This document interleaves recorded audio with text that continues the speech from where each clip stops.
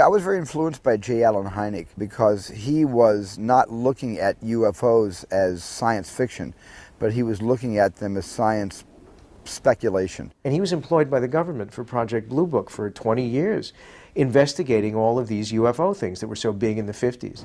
In a nutshell, Hynek was a disbeliever who became a believer. He found the witness reports very credible, and he found so many similarities from so many portions of America as well as throughout the world that he became a convert to the fact that the government was hiding something and something was afoot. At the end of it, the government disbanded Project Blue Book and said no evidence of any kind, of any sort.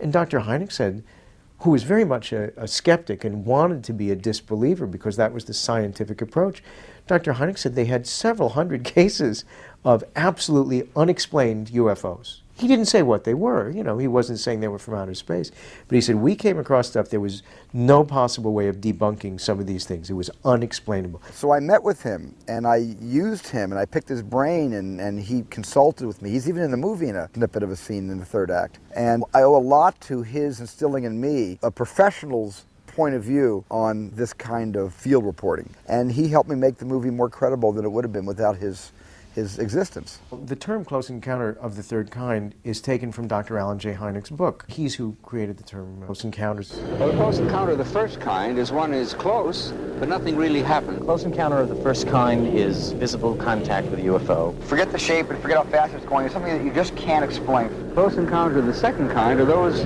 which leave a physical trace.